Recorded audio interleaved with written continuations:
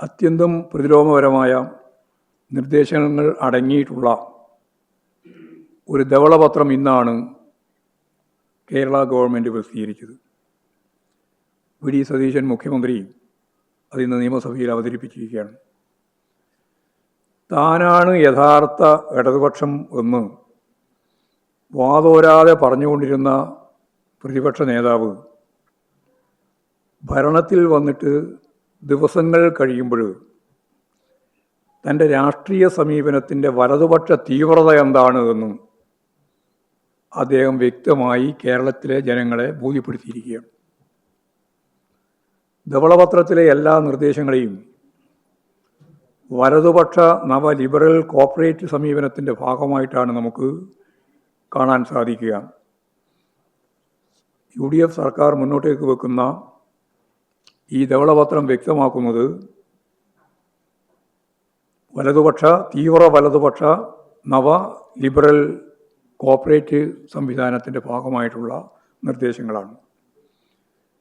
എന്ന് പറഞ്ഞാൽ, ലളിതമായിട്ട് പറഞ്ഞാൽ, അദാനിക്കും അംബാനിക്കും കേരളത്തിൻ്റെ പ്രകൃതി സമ്പത്ത് തീരദേശം ഉൾപ്പെടെ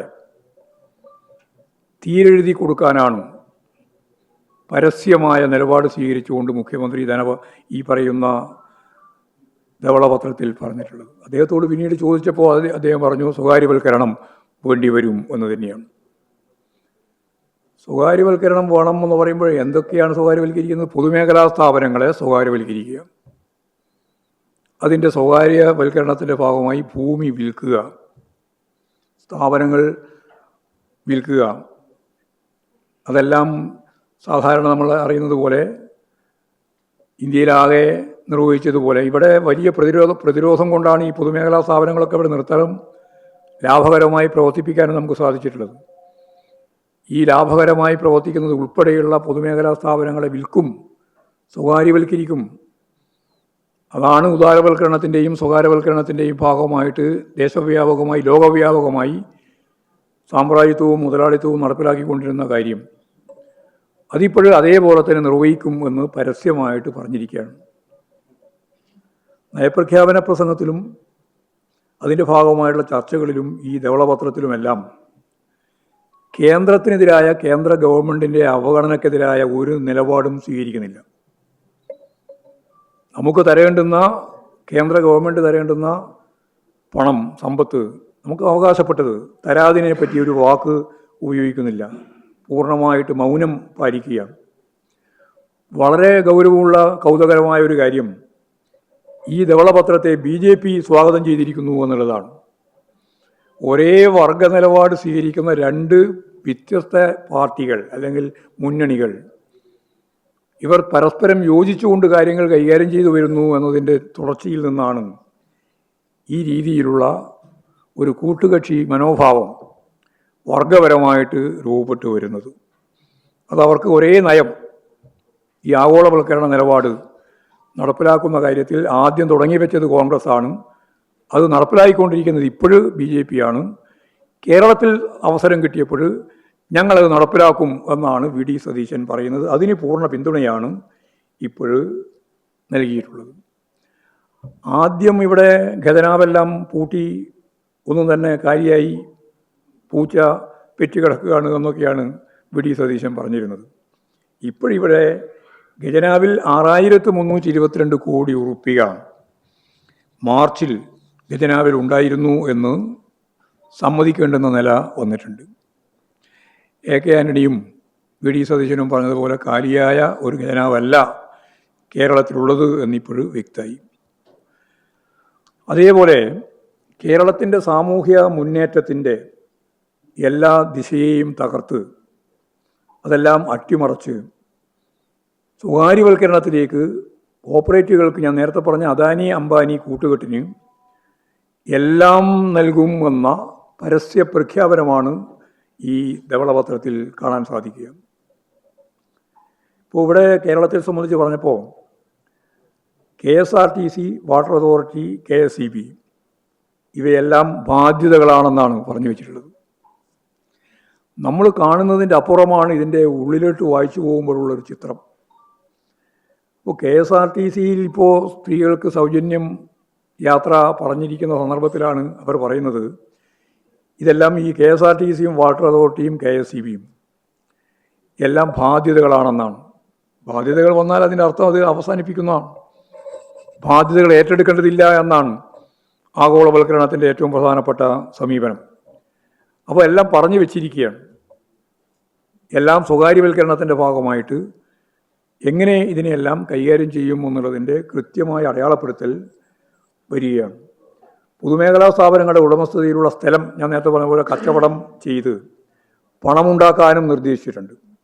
അപ്പോൾ റിയൽ എസ്റ്റേറ്റ് മാഫിയകളുമായി കൂട്ടുചേർന്നു യഥാർത്ഥത്തിൽ നമ്മുടെ സമ്പത്ത് വിറ്റ് തുലക്കാൻ തന്നെയാണ് ശ്രമം.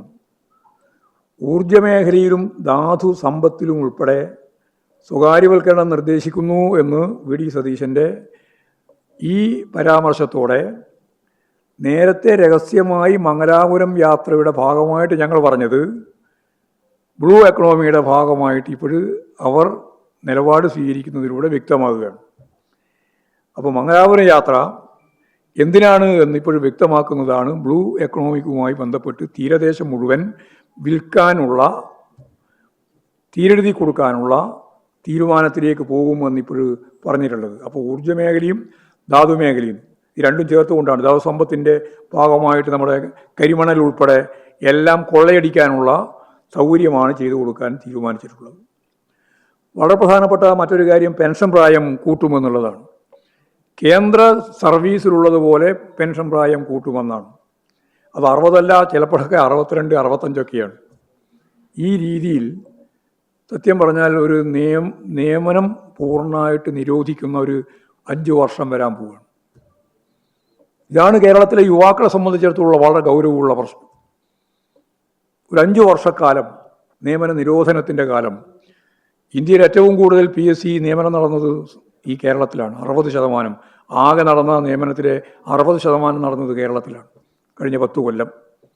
അത് പൂർണ്ണമായിട്ടും അവസാനിപ്പിച്ച് യുവാക്കളെ അങ്ങേയറ്റം നിരാശപ്പെടുത്തുന്ന നിയമന നിരോധം കൃത്യമായിട്ട് അടിച്ചേൽപ്പിക്കുന്ന ഒന്നാണ് ഈ പ്രഖ്യാപനത്തിലൂടെ പെൻഷൻ പ്രായം കേന്ദ്ര നിലപാടിൻ്റെ ഒപ്പം എത്തിക്കുമെന്ന് പറയുന്നതിൻ്റെ ഭാഗമായിട്ട് അഭ്യസ്തവിദ്യരായ യുവതിയുവാക്കൾ ഏറ്റവും കൂടുതലുള്ള ഈ സംസ്ഥാനം അഭിമുഖീകരിക്കാൻ പോകുന്ന വളരെ ഗൗരവമുള്ള പ്രശ്നം. അതേപോലെ ജീവനക്കാർക്ക് നൽകുന്ന എല്ലാ ആനുകൂല്യങ്ങളും അതിനെതിരായിട്ടാണ് ധവളപത്രം സംസാരിക്കുന്നത്.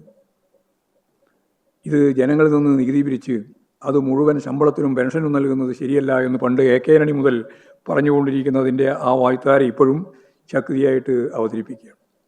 മാത്രമല്ല, ശമ്പള പരിഷ്കരണം അടുത്തപാട് ജനാധിപത്യ മുന്നണി പ്രഖ്യാപിച്ചതാണ്. ഇപ്പോൾ പറഞ്ഞു 10 കൊല്ലത്തിലൊരിക്കലായിട്ട് ശമ്പള പരിഷ്കരണം മാറ്റും. അതോടുകൂടി ശമ്പള പരിഷ്കരണം ഇല്ല. ലക്ഷക്കണക്കിന് ജീവനക്കാരുടെ ഒരു പ്രതീക്ഷയായിരുന്നു 5 കൊല്ലം കൂടുമ്പോഴുള്ള ശമ്പള പരിഷ്കരണം. അത് 10 കൊല്ലമാക്കി, കേന്ദ്ര ഗവൺമെൻറ് ചെയ്തതുപോലെ 10 കൊല്ലമാക്കി മാറ്റും എന്നതാണ് ഇപ്പോൾ പറഞ്ഞുകൊണ്ടിരിക്കുന്നത്. അപ്പോൾ ഈ ജീവനക്കാരെ വഞ്ചിക്കുന്ന ഒരു നിലപാടിപ്പോൾ പരസ്യപ്പെടുത്തി കഴിഞ്ഞിരിക്കുകയാണ്. വളരെ പ്രധാനപ്പെട്ട മറ്റൊരു കാര്യം, മൂലധന നിക്ഷേപം കുറവാണ് എന്ന് പൊതുവായിട്ട് ധവളപത്രത്തിലും പറയുന്നുണ്ട്. കേരളത്തിൻ്റെ സാഹചര്യം സാധ്യത വെച്ചുകൊണ്ട് നമുക്കത് മനസ്സിലാക്കാൻ കഴിയും. അത് മനസ്സിലാക്കിയിട്ടാണ് ധവളപത്രം ഇറക്കുന്ന ഇവർക്ക് മനസ്സിലാക്കേണ്ടുന്ന അല്ലെങ്കിൽ മനസ്സിലാക്കാൻ കഴിയാത്ത ഒരു കാര്യം, കിഫ്ബി എന്ന രീതിയിൽ ബോധപൂർവം ഭാവനാപൂർവം മൂലധന നിക്ഷേപം തന്നെയാണ് നടത്തിയത്. 1,10,000 കോടി ഉറുപ്പിക കിഫ്ബി വഴി കേരളത്തിൻ്റെ പശ്ചാത്തല സൗകര്യ വികസനത്തിന് വേണ്ടി ഉൾപ്പെടെ റോഡ്, പാലം, ആശുപത്രി കെട്ടിടങ്ങൾ, സ്കൂൾ കെട്ടിടങ്ങൾ ഉൾപ്പെടെ എല്ലാം, ഇതിനെല്ലാം വേണ്ടി നമുക്ക് ഗവൺമെൻറ്റിൻ്റെ ബഡ്ജറ്റിൻ്റെ പുറത്ത് നമുക്ക് ഫലപ്രദമായിട്ട് 1,10,000 കോടി ഉറുപ്പികയുടെ നിക്ഷേപം നടത്താൻ സാധിക്കുന്ന കിഫ്ബിയെ, അങ്ങിങ്ങായിട്ട് കിഫ്ബിയെ പറ്റി പറയുന്നുണ്ടെങ്കിലും അതിൻ്റെ അവസാനത്തെ വാചകം പരിശോധിച്ചാൽ കാണുക കിഫ്ബിയെ ഒഴിവാക്കത്തക്ക രീതിയിലുള്ള ഒരു നിലപാടിലേക്ക് പോകും എന്ന് തന്നെയാണ്. അപ്പോൾ അത് കിഫ്ബി സാധിച്ച അല്ലെങ്കിൽ നേടിയ, ഞാൻ നേരത്തെ പറഞ്ഞ ഭാവനാപൂർവമായ ഈ മൂലധന നിക്ഷേപത്തിലെ ഏറ്റവും ഫലപ്രദമായ ഇടപെടൽ അത് ഒഴിവാക്കിയാൽ കേരളം വീണ്ടും പിന്നോട്ടേക്കാണ് സഞ്ചരിക്കുക എന്ന കാര്യം നമുക്ക് മനസ്സിലാക്കാൻ കഴിയും. അതേപോലെ ധവളപത്രം തയ്യാറാക്കിയതുമായിട്ട് ബന്ധപ്പെട്ട് ഗുരുതരമായ പിഴവ് ഇവിടെ ചൂണ്ടിക്കാണിക്കപ്പെട്ടിട്ടുണ്ട്. ബാലഗോപാലൻ ഉൾപ്പെടെയുള്ള പലത് അസംബ്ലിയിൽ തന്നെ ചൂണ്ടിക്കാണിച്ചു. ധനകാര്യ വകുപ്പ് ഉദ്യോഗസ്ഥരല്ല ഇത് തയ്യാറാക്കിയത്. സർക്കാരിൻ്റെ രഹസ്യരേഖകൾ പുറത്തു പോകുന്നു എന്ന് പറഞ്ഞാൽ അത് സത്യപ്രതിജ്ഞ ലംഘനം കൂടിയാണ്. അപ്പോൾ ഇത്തരത്തിലുള്ള നിരവധിയായ പ്രശ്നങ്ങൾ ഇപ്പോൾ പണ്ടാരോ പറഞ്ഞതുപോലെ വെളുക്കാൻ തേച്ചത് പാണ്ടായി എന്ന് പറഞ്ഞ പോലെ ധവളപത്രം യഥാർത്ഥത്തിൽ കേരളത്തിൻ്റെ തിരിച്ചുപോക്കിൻ്റെ രേഖയായിട്ട് മാറുകയാണ്.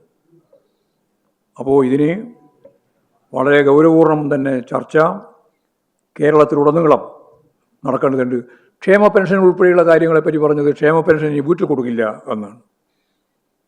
വീട്ടിൽ കൊടുക്കാൻ തീരുമാനിച്ചിട്ട് തിരഞ്ഞെടുപ്പ് കമ്മിറ്റി ഓഫീസിൽ കൊടുത്ത സാഹചര്യം വന്നതുമായി ബന്ധപ്പെട്ട് ചർച്ച ഇപ്പോൾ കേരളത്തിൽ നടന്നുകൊണ്ടിരിക്കുകയാണ്. അപ്പോഴിപ്പോൾ തീരുമാനിക്കുകയാണ് ഇനി വീട്ടിൽ ക്ഷേമ പെൻഷൻ നൽകുന്ന പ്രശ്നമില്ല. 62 ലക്ഷം ആളുകൾ വാങ്ങുന്ന പെൻഷനിൽ ഒരു വലിയ വിഭാഗം ആളുകൾക്ക് അക്കൗണ്ടിന് പുറമെ നേരെ വീട്ടിൽ കൊണ്ടുപോയി കൊടുക്കുന്ന സ്ഥിതിയാണ് മാസാമാസമുള്ളത്. അതിപ്പോഴും കൊടുക്കില്ല എന്ന് ആദ്യം പറഞ്ഞു വെച്ചിരിക്കുകയാണ്. ചുരുക്കി പറഞ്ഞാൽ കേരളത്തിൻ്റെ സമഗ്ര വികസനത്തെ മുന്നോട്ടേക്ക് നയിച്ച കഴിഞ്ഞ 10 കൊല്ലത്തിൻ്റെ ഭൂതകാല ചിത്രം മാത്രം, ചിത്രത്തെ ആകെ മാറ്റിമറിച്ച് എല്ലാ പുരോഗമനപരമായ നിലപാടുകളെയും അവസാനിപ്പിച്ച് സ്വകാര്യവൽക്കരണത്തിൻ്റെ നേരത്തെ ചൂണ്ടിക്കാണിച്ചതുപോലെയുള്ള അദാനിക്കും അംബാനിക്കുമെല്ലാം എല്ലാം വിൽക്കുക എന്ന് പറഞ്ഞാൽ പറഞ്ഞു വരുമ്പോൾ കൊച്ചി എയർപോർട്ട് പോലും വിൽക്കുക എന്നതിലേക്ക് കാര്യങ്ങൾ നീങ്ങുകയാണ്. അതിലേക്ക് കൂടി വികസിപ്പിക്കുകയാണ്. ഇങ്ങനെയുള്ള ഒരു പിന്തിരിപ്പൻ നിലപാട്, വലതുപക്ഷ തീവ്ര നിലപാട് ഇടതുപക്ഷത്തിൻ്റെ മേലങ്കി അണിഞ്ഞ് വി.ഡി. സതീശൻ അവതരിപ്പിക്കുന്നു എന്നുള്ളത് കാപട്യമാണ് എന്ന് ജനങ്ങൾ ഇപ്പോഴും ശരിയായ രീതിയിൽ തിരിച്ചറിയും എന്നാണ് അത് സംബന്ധിച്ച് ചൂണ്ടിക്കാണിക്കാനുള്ളത്.